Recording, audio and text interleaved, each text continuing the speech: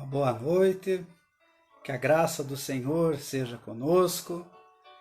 E nós estamos aqui mais uma vez, reunidos nesse instante, para a nossa reunião de oração, para louvarmos, exaltarmos ao nosso Senhor, meditarmos na palavra dEle, buscarmos a sua presença em oração nesta noite. E hoje eu quero compartilhar com cada um de vocês o texto da palavra do nosso Senhor, que se encontra no Evangelho de Marcos, no capítulo 1, os versículos 29 a 31. Evangelho de Marcos, capítulo 1, os versículos 29 a 31. Texto da palavra do nosso Senhor, que assim nos diz: E saindo eles da sinagoga, foram com Tiago e João diretamente para a casa de Simão e André. A sogra de Simão achava-se acamada com febre, e logo lhe falaram a respeito dela. Então, aproximando-se, tomou-a pela mão, e a febre a deixou, passando ela a servi-los. Amém. Eu quero convidá-los nesse instante a curvar as suas cabeças, fechar os seus olhos e vamos orar ao nosso Senhor, pedindo a sua orientação para que possamos compreender a mensagem da palavra do nosso Senhor. Oremos. Senhor Deus, nosso Pai, graças te damos por mais uma vez podermos estar na tua presença, reunidos para te buscar, reunidos para orar a ti, para meditarmos na tua palavra, para estudarmos a mesma e assim crescermos no conhecimento do Senhor. Nós te pedimos agora que o teu Santo Espírito venha falar aos nossos corações e assim possamos ser edificados pelo Senhor e pelo seu poder. Fala agora conosco, ó Deus, em nome do Senhor Jesus. Amém. Hoje, baseado nesse texto de Marcos, capítulo 1, 29 a 31, eu quero meditar com os irmãos sobre Jesus é a nossa cura. Muito se fala nesses tempos que vivemos, tempos de pandemia, em doença, contágio, enfermidade, morte, mas eu quero falar sobre cura. E Jesus é a cura. Jesus é o único que pode curar. E é somente nele que nós encontramos a cura para todas as enfermidades, sejam as enfermidades físicas ou as enfermidades da alma. Jesus é a nossa cura. E nesse texto que o Marcos relata aqui no seu evangelho, a cura da sogra de Simão Pedro, nós vemos aqui nesse relato que ela se encontrava acamada, com uma febre muito alta, devido a circunstâncias que não se sabem. Só se sabe que ela estava enferma, padecendo de febre alta. Devido à precariedade médica da época, a maioria das pessoas que se encontravam com febre, principalmente febres muito altas, estavam praticamente condenadas à morte, pois muitos podiam morrer de infecção generalizada porque não havia remédios para combater a febre. E este texto, narrado por Marcos, tem a intenção de revelar quem é Jesus, qual é a sua obra e como ele é ativo nesta obra de mostrar-se como Salvador do mundo e, ao mesmo tempo, servo do Senhor. Este evangelho de Marcos foi escrito provavelmente entre os anos 55 a 65 depois de Cristo. E este fato que aqui foi realizado e que aqui foi narrado é um fato que ocorreu na cidade de Cafarnaum, onde Jesus estava residindo durante o seu ministério público entre os galileus. E é interessante notar que aqui, num dia de sábado, dia em que os judeus iam à sinagoga, dia em que eles iam adorar ao Senhor, logo após saírem da sinagoga, no final da manhã, Jesus estava ali com os seus discípulos ensinando e outras pessoas que estavam naquela sinagoga. E no fim daquela manhã, eles saem dali e vão para a casa de Pedro. Vão para a casa de Simão e André, onde residia com eles a sua sogra que se encontrava acamada. E é neste período que esta cura vai acontecer. E o objetivo destas curas que são registradas no início do Evangelho de Marcos é mostrar ao mundo que é chegado o poder do reino de Deus e que o reino de Deus é revelado pelo poder de Cristo e pelo seu poder curador nas nossas almas. E é por isso que nós vamos meditar sobre Jesus é a nossa cura, porque Ele é, de fato, a cura para as nossas almas. E Jesus é a nossa cura exatamente porque nós cremos nele. Jesus é a nossa cura porque cremos nele e vemos isto registrado no versículo 29, quando a palavra do Senhor nos diz assim: e saindo eles da sinagoga, foram com Tiago e João diretamente para a casa de Simão e André. É interessante notarmos aqui que os discípulos estavam saindo da sinagoga, onde adoravam, oraram, ouviram os ensinamentos do Senhor Jesus. Só ia à sinagoga aqueles que criam em Deus, que confiavam no poder do Senhor, ou que pensavam em crer em Deus. Mas os discípulos de fato criam e foram, ouviram a palavra do Senhor. E o Evangelho de Marcos, um pouco antes, nos mostra que as pessoas que estavam naquela manhã, ouvindo o ensinamento de Jesus, se maravilharam daquele ensino, porque ele ensinava como quem tinha autoridade, e não como os escribas e fariseus faziam. Ele mostrava com a vida, com a prática, que realmente ele era aquele que podia curar e transformar a vida daquele que nele cresce. E esse fato de crer é tão importante que, se nós olharmos um pouco antes, nos versículos 16 a 19, nós vemos Simão e André, os irmãos, ouvindo o chamado de Jesus. Eles estavam na praia, recolhendo as redes, depois de uma noite de pescaria, e Jesus disse para eles: vinde após mim e eu vos farei pescadores de homens. E eles imediatamente abandonam tudo e seguem ao Senhor Jesus. E ao seguir ao Senhor Jesus, eles creem no poder de Cristo e caminham com Ele e começa uma obra de transformação na vida destes homens, uma obra de cura. E Jesus é a nossa cura, porque nós cremos nele, no seu poder, na sua graça, na sua misericórdia, na salvação que ele oferece.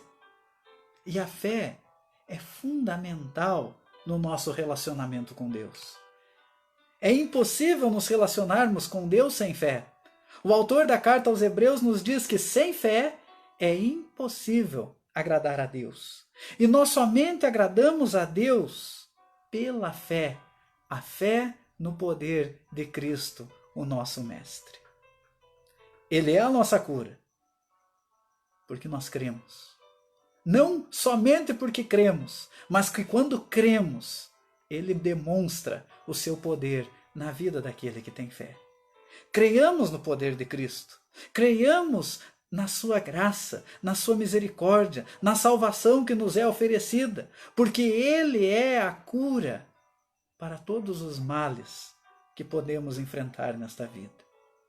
Mas Jesus é a nossa cura porque, além de crermos nele, Jesus é a nossa cura porque ele ouve a nossa petição.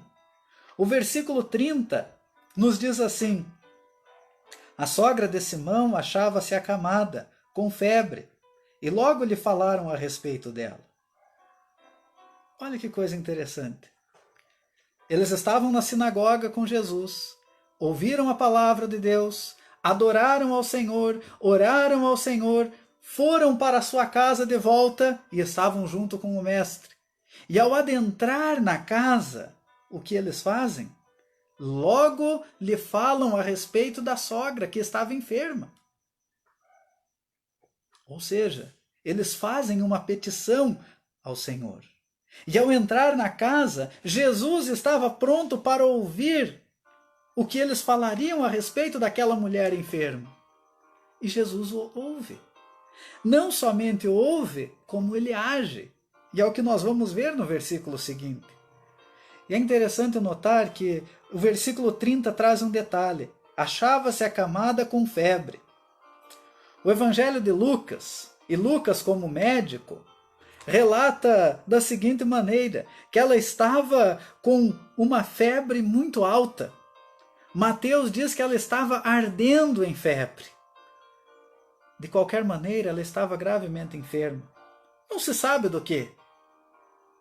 Mas devido à precariedade da época, como eu disse, as febres eram enfermidades gravíssimas. E eles foram buscar ajuda em quem de fato poderia curá-la, o próprio Senhor. E aqui nós aprendemos uma importante lição. Quando cremos no Senhor, nós temos a certeza de que Deus ouve o clamor do seu povo.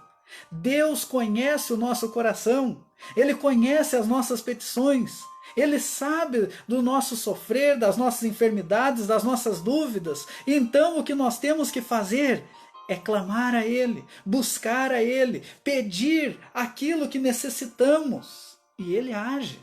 Ele age conforme o conselho da sua vontade. Ele age conforme aquilo que é melhor para os seus servos, porque Ele tem prazer em ouvir as nossas orações. O nosso Deus, Ele não somente ouve, como Ele se alegra quando o nosso coração coloca tudo nas mãos dEle. E é por essa razão que quando nós levamos ao Senhor Jesus a nossa petição, nós temos a certeza de que Ele vai fazer algo a respeito disso. Ele ouve as nossas orações. Ele jamais rejeita a petição dos seus servos.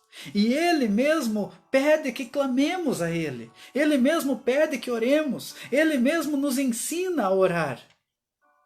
Aliás, a oração cristã mais conhecida de todas é a oração que o Senhor nos ensinou. E nesta oração, a conhecida oração do Pai Nosso, Ele nos mostra por que devemos clamar. Para que o reino de Deus seja santificado, seja engrandecido, se faça presente no nosso meio. Para que possamos aprender a nos relacionar com o próximo, a perdoarmos e sermos perdoados. Que o Senhor supra o nosso pão de cada dia. Que os poderes do Senhor nos ajudem a enfrentar as tentações, as provas e as dificuldades desta vida. E para que todo o poder, toda a glória, toda a honra seja dada ao nosso Senhor. É para isso que oramos, para glorificar ao nosso Deus. E Ele ouve as nossas petições, porque quando clamamos a Ele, o seu nome está sendo glorificado. E a obra curadora dEle já está operando na vida daquele que crê. Por isso, se cremos nele, clamemos a Ele, porque Ele é a nossa cura. Mas Jesus também é a nossa cura, porque além de crermos nele, além dele ouvir a nossa petição, nós temos a certeza de que Ele é a nossa cura, porque Ele nos restaura. O versículo 31 nos diz o seguinte: então, aproximando-se, tomou-a pela mão, e a febre a deixou, passando ela a servi-los. Tomou-a pela mão, e a febre a deixou, passando ela a servi-los. Aqui nós vemos como Jesus age para restaurar aquele que se encontra enfermo, para restaurar aquele que se encontra totalmente dependente da sua mão estendida sobre a sua vida. E aqui nós vemos que Jesus se aproxima. Ele nunca está distante. ele se achega àquele que o busca. Ele se achega àquele que necessita dele. Ele se achega àquele que clama. Exatamente porque ele é o nosso verdadeiro próximo. Esta expressão, o próximo, é uma expressão bastante comum no Novo Testamento, especialmente quando Jesus diz que nós temos que amar o nosso próximo como a nós mesmos. E Jesus fala do próximo. O próximo é aquele que está perto. E Jesus é a pessoa que está mais perto de nós. Jesus é o nosso mais próximo, porque ele se aproxima de nós com a intenção de nos restaurar. Por isso, o começo do versículo 31 nos diz, então, aproximando-se. Jesus entra naquele quarto, chega ao lado daquela cama, para restaurar aquela senhora enferma. E é interessante que Jesus faz mais do que isso. Ele a toma pela mão.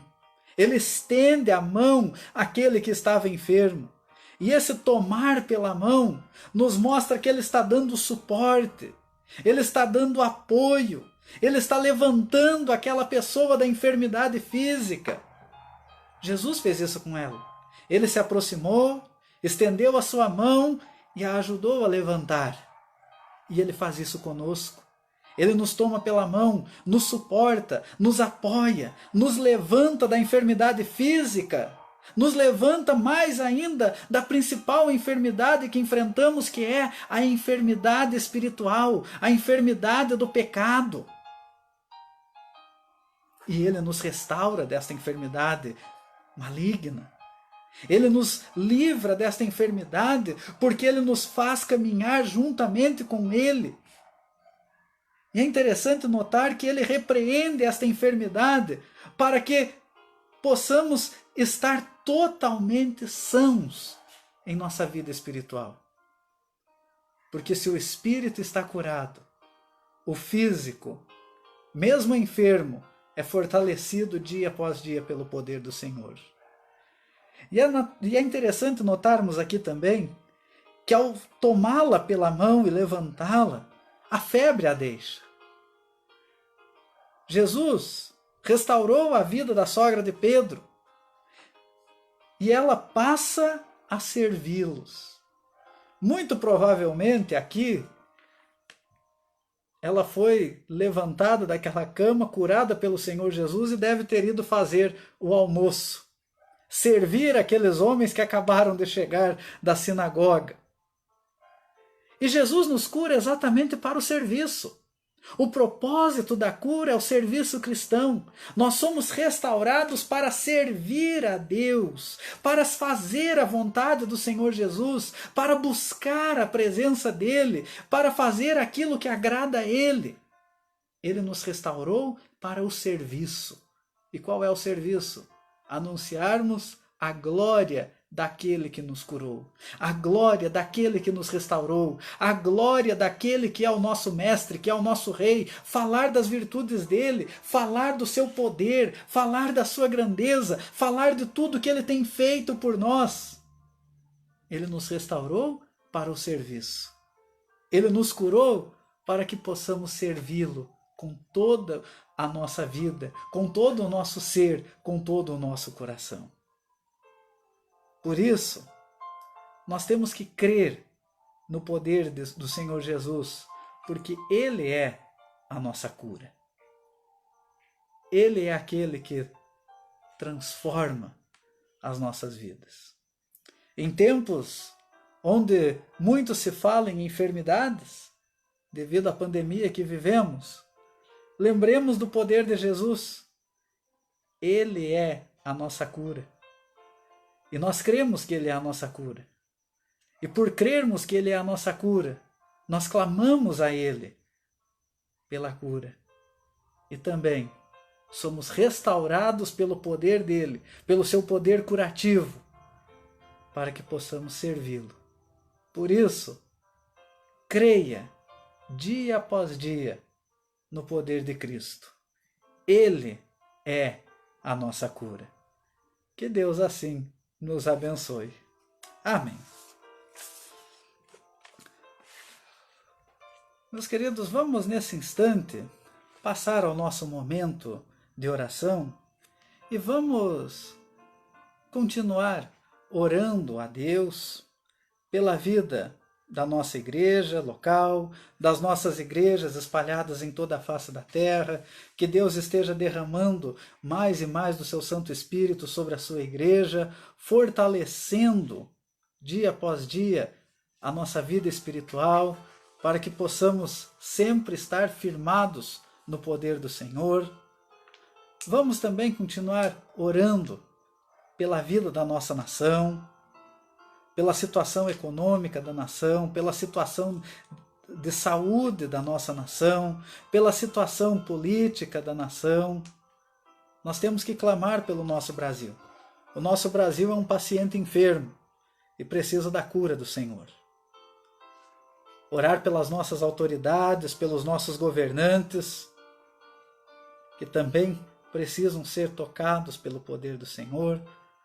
Vamos orar pelos enfermos, que são tantos, e lembrando que não só as vítimas da Covid-19, mas também todas as enfermidades que não estão sendo comentadas justamente por causa desta pandemia.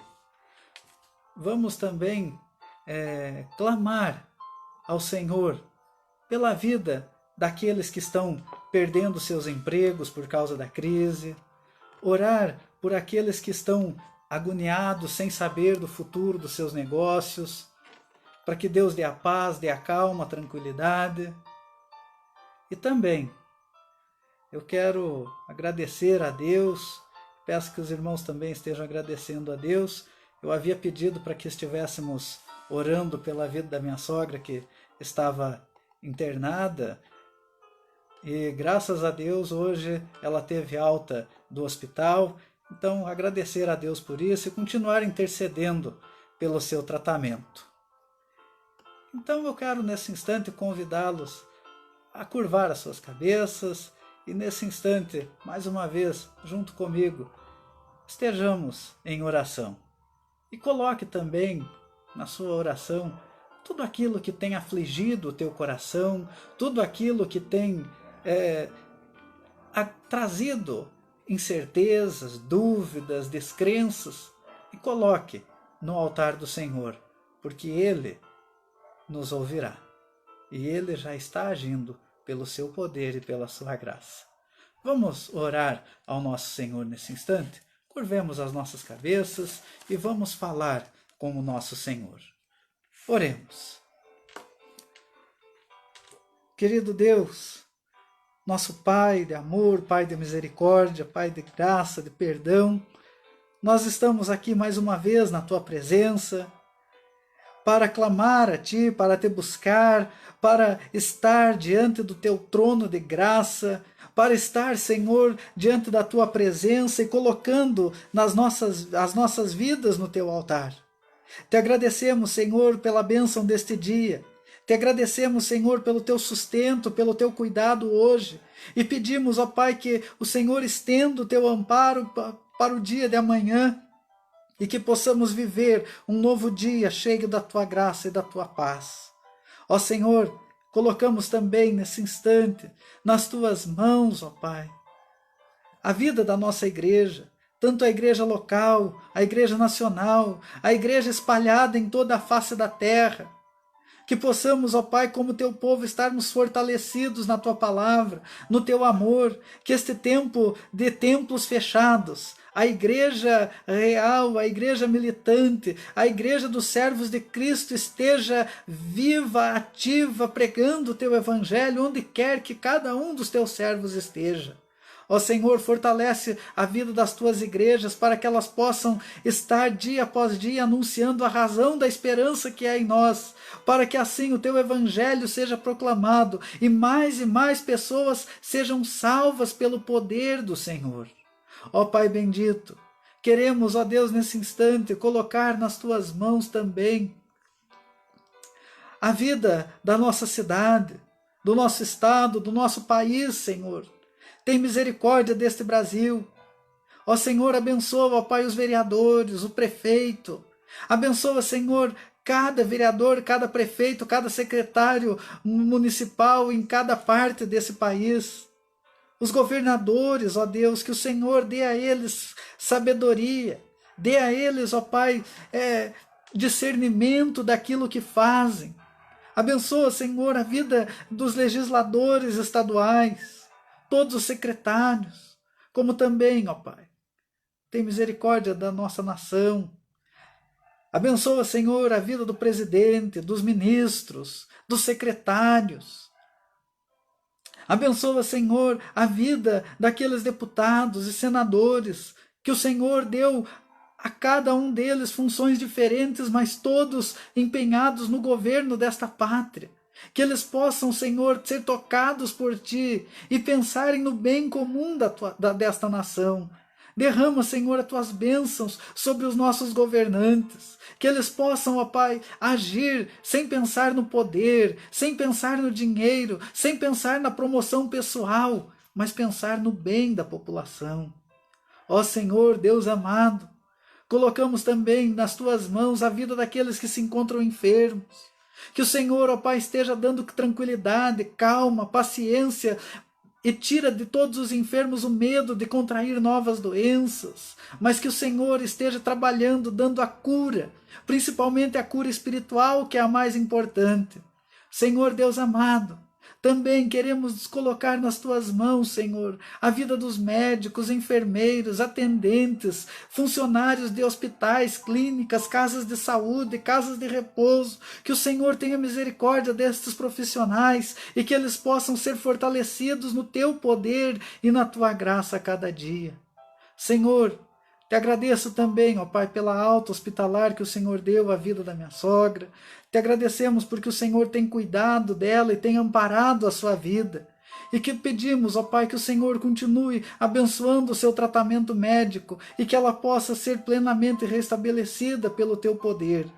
Abençoa, Senhor, a sua vida, como a vida de cada um daqueles que estão padecendo de enfermidades neste momento. Senhor, tem misericórdia daqueles que estão perdendo os seus trabalhos, daqueles que estão em dúvida como será o futuro, aqueles que estão preocupados com o futuro dos seus negócios. Dê paz, dê tranquilidade, dê ânimo para que possam recomeçar tudo do zero, se for assim necessário. Faz a Tua obra, Senhor, na vida desta nação. Faz a Tua obra, Senhor, dando ânimo e força a toda a população para que possamos, Senhor, confiar plenamente no Teu poder e na Tua misericórdia, que é o nosso sustento, que é o nosso alimento. Por isso, Senhor, faz a Tua obra com poder e com graça na vida desta nação. Te agradecemos, Senhor, por este momento na Tua presença. Te agradecemos, Senhor, por mais uma vez podermos estar diante do Senhor, levando até a Ti as nossas petições, o clamor do Teu povo. E pedimos, ó Pai, que o Senhor esteja fazendo a Tua obra na vida e no coração de cada um de nós, em nome do Senhor Jesus. Amém. Meus irmãos, nós queremos agradecer a presença de todos neste momento, agradecer o tempo dos irmãos estarem ali acompanhando este momento de oração. Que Deus abençoe a vida de cada um, que Deus esteja dando uma boa noite de descanso, uma boa noite de repouso, preparando um novo dia, amanhã cheio da sua bênção e da sua paz. E eu também quero convidá-los para novamente estar conosco no próximo domingo, às 9 da manhã, no nosso momento devocional da Escola Dominical. E também no domingo, às 19 horas, com a transmissão do nosso culto de louvor e adoração ao nosso Deus. Agradecemos a todos e que Deus os abençoe grandemente. E até domingo, às 9 da manhã, se o Senhor nos permitir. Amém.